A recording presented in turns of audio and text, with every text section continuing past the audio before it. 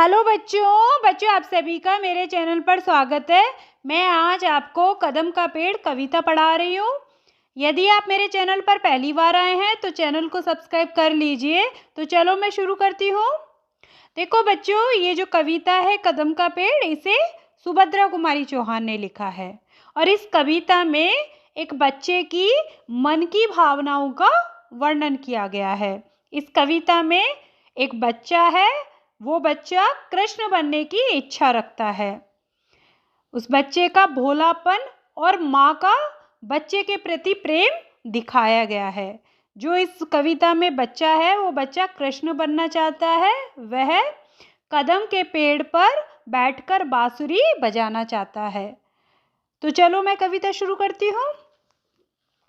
यह कदम का पेड़ अगरमा होता यमुना तीरे, मैं भी उस पर बैठ कन्हैया बनता धीरे धीरे। ले देती यदि मुझे बांसुरी तुम 2 पैसे वाली, किसी तरह नीचे हो जाती यह कदम की डाली। तो बच्चों, ये जो कविता की जो पंक्तियां हैं इसमें बच्चा बोल रहा है। ठीक है, बच्चा क्या है? कृष्ण बनना चाहता है, कन्हैया बनना चाहता है। क्योंकि जो कृष्ण भगवान थे वो यमुना नदी के किनारे कदम के पेड़ पर बांसुरी बजाया करते थे, कदम के पेड़ पर बैठकर। तो बच्चा भी कृष्ण बनकर बांसुरी बजाना चाहता है। तो वो कह रहा है, अपनी माँ से कह रहा है कि यह कदम का पेड़ अगर माँ, कि माँ जो ये कदम का पेड़ है होता न यमुना तीरे, यमुना नदी है, तीरे का मतलब है किनारे। तो वो कह रहा है कि माँ ये जो कदम का पेड़ है वो यमुना नदी के किनारे होता, मैं भी उस पर बैठ कन्हैया बनता धीरे धीरे। यहाँ जो मैं आया है वो आया है बच्चे के लिए, क्योंकि बच्चा बोल रहा है ना, इसलिए। तो वो कह रहा है कि मैं भी उस पर बैठ, किस पर बैठ? कदम के पेड़ पर बैठकर। कन्हैया कृष्ण का ही नाम है, तो कन्हैया बनता धीरे धीरे, इसका मतलब है कि मैं भी कृष्ण बनकर कदम के पेड़ पर बैठकर बांसुरी बजाता। आगे देखो। ले देती यदि मुझे बांसुरी तुम 2 पैसे वाली, किसी तरह नीचे हो जाती यह कदम की डाली। तो बच्चा कह रहा है कि ले देती यानी तुम मुझे यदि बांसुरी लाकर दे देती, ले देती यदि मुझे बांसुरी, बांसुरी आपको पता है ये फ्लूट को बोलते हैं हिंदी में। तो यदि तुम मुझे बांसुरी लाके देती 2 पैसे वाली, पहले चला करते थे 2 पैसे, अभी तो नहीं चलते हैं। तो इसीलिए इसमें लिखा गया है कि तुम मुझे अगर बांसुरी लाकर दे देती तो मैं उस बांसुरी को बजाता कदम के पेड़ पर बैठकर, किसी तरह नीचे हो जाती यह कदम की डाली। डाली का मतलब होता है टहनी या ब्रांच। तो वो कह रहा है कि किसी भी तरह से ये जो कदम की ब्रांच है ना, टहनी है, वो नीचे हो जाती, जिससे मैं उस पर चढ़कर बैठकर बांसुरी बजाता। आगे देखो।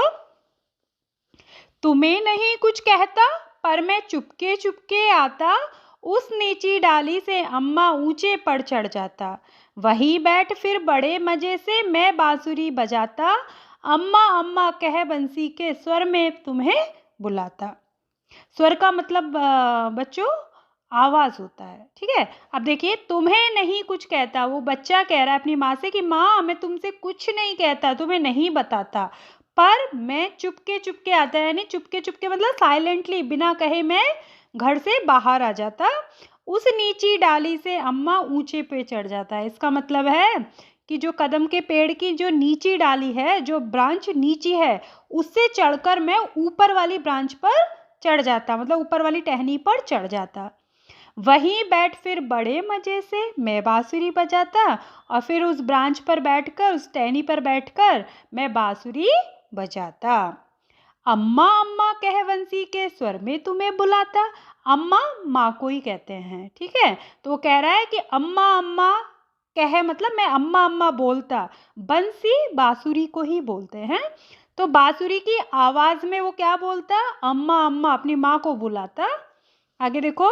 सुन मेरी बंसी को माँ तुम इतनी खुश हो जाती, मुझे देखने काम छोड़कर बाहर तक तुम आती, तुमको आती देख बांसुरी रख में चुप हो जाता, पत्तों में छिपकर धीरे से फिर बांसुरी बजाता। तो बच्चा कह रहा है कि तुम सुन मेरी बंसी को माँ, मतलब तुम मेरी बंसी मतलब बांसुरी की आवाज को सुनकर, जब मैं बांसुरी बजाता तो तुम मेरी बांसुरी की आवाज सुनकर बहुत खुश हो जाती, हैप्पी हो जाती, और मुझे देखने काम छोड़कर बाहर तक तुम आती, और तुम अपना घर का सारा काम छोड़कर बाहर आ जाती मुझे देखने के लिए। तुमको आती देख बांसुरी रख मैं चुप हो जाता, और मैं जब देख लेता कि माँ तुम आ रही हो तो मैं बांसुरी को ऐसे साइड में रख देता और मैं बांसुरी नहीं बजाता, चुप हो जाता। पत्तों में छिपकर धीरे से फिर बांसुरी बजाता, और मैं फिर क्या करता उसके बाद, पत्तों में छुपकर, जो पेड़ के लीव्स हैं, पत्तियां हैं, उनके पीछे हाइड हो जाता, छिप जाता, और फिर से दोबारा मैं बांसुरी बजाता। ठीक है, तो क्यों ऐसा कर रहा है? क्योंकि माँ के साथ वो खेल खेल रहा है, आँख मिचोली का खेल खेलते हैं ना, वैसे खेल खेल रहा है वो अपनी माँ के साथ, इसलिए वो बोल रहा है। आगे देखो, गुस्सा होकर मुझे डांटती, कहती नीचे आजा, पर जब मैं ना उतरता हंसकर कहती मुन्ना राजा। नीचे उतरो मेरे भैया तुम्हें मिठाई दूंगी, नए खिलौने माखन मिश्री दूध मलाई दूंगी। तो बच्चा कह रहा है कि जब माँ आप आती तो आप गुस्सा करती, गुस्सा होकर मुझे डांटती और क्या कहती कि बच्चे नीचे आ जाओ, कि मुझे नीचे बुलाती कि पेड़ से नीचे उतर जाओ। पर जब मैं ना उतरता, लेकिन जब मैं नहीं उतरता तो हंसकर क्या कहती, मुन्ना राजा, क्योंकि जो माँ है बच्चे को प्यार से क्या बोलती है, मुन्ना राजा, तो इसीलिए तुम क्या कहती, मुन्ना राजा नीचे आ जाओ। नीचे उतरो मेरे भैया कि भैया नीचे आ जाओ, तुम्हें मिठाई दूंगी, मिठाई मतलब स्वीट दूंगी, नए खिलौने न्यू टॉयज, माखन मतलब होता है मक्खन, मिश्री जो शुगर से बनती है, दूध मलाई, कि मैं तुम्हें ये सब कुछ दूंगी, खिलौने दूंगी, मक्खन दूंगी, दूध दूंगी, मिठाई दूंगी, बस तुम नीचे आ जाओ।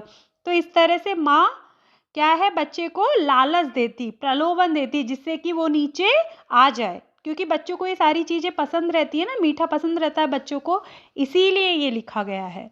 आगे देखो, मैं हंसकर सबसे ऊपर की टहनी पे चढ़ जाता है, या मैं किसके लिए आया है, पूरी कविता में मैं आया है, मैं आया है बच्चे के लिए, क्योंकि बच्चा बोल रहा है। मैं हंसकर सबसे ऊपर की टहनी पे चढ़ जाता, और मैं हंसकर क्या करता, जो पेड़ की सबसे ऊपर की ब्रांच है उस पर चढ़ जाता। ठीक है, वो अपनी माँ के साथ मजाक कर रहा है, अपनी माँ के साथ खेल खेल रहा है, मतलब वो ऐसा सोच रहा है।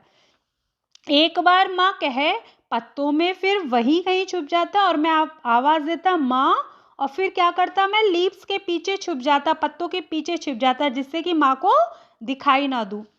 बहुत बुलाने पर भी माँ, जब मैं न उतर कर आता और तुम मुझे बुलाती कि बेटा नीचे आ जाओ, बेटा नीचे आ जाओ, पर मैं नीचे नहीं आता, नहीं उतरता पेड़ से, तब माँ का हृदय तुम्हारा बहुत विकल हो जाता।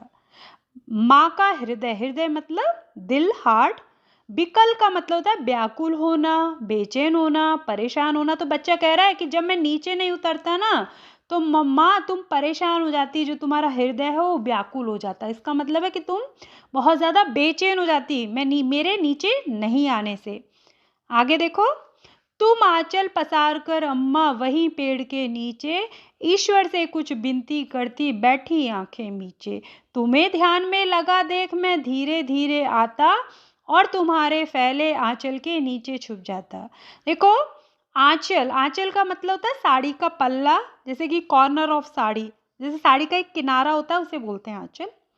विनती मतलब प्रार्थना करना, प्रेयर करना, और जो मीचे शब्द है ना, मीचे, इसका मतलब है बंद करना। तो बच्चा कह रहा है कि तुम अपना साड़ी का पल्ला फैलाकर, अम्मा तो माँ को ही बोलते हैं, तुम अपना साड़ी का पल्ला फैला लेती और तुम कहाँ बैठ जाती, पेड़ के नीचे बैठ जाती, वहीं पेड़ के नीचे, पेड़ के नीचे बैठ के माँ तुम अपना साड़ी का पल्ला फैला लेती और ईश्वर से कुछ विनती करती, मतलब ईश्वर से तुम प्रार्थना करती। बैठी आंखें मीचे मतलब अपनी आंखें बंद कर कर तुम क्या करती, ईश्वर से प्रार्थना करती।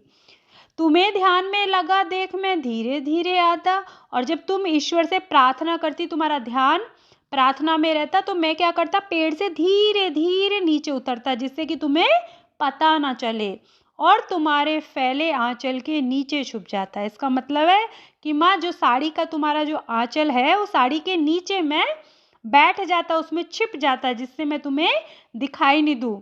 आगे देखो, तुम घबराकर आंख खोलती फिर भी खुश हो जाती, जब अपने मुन्ने राजा को गोदी में ही पाती। इसी तरह कुछ खेला करते हम तुम धीरे धीरे, माँ कदम का पेड़ अगर यह होता यमुना तीरे। वो कह रहा है कि तुम घबरा कर आँख खोलती, घबराना मतलब नर्वस हो जाना, कि जब तुम आँखें खोलती, अपनी आईज़ ओपन करती, तो फिर भी खुश हो जाती, हैप्पी हो जाती। क्यों हैप्पी हो जाती? क्योंकि वो अपने बच्चे को देख लेती।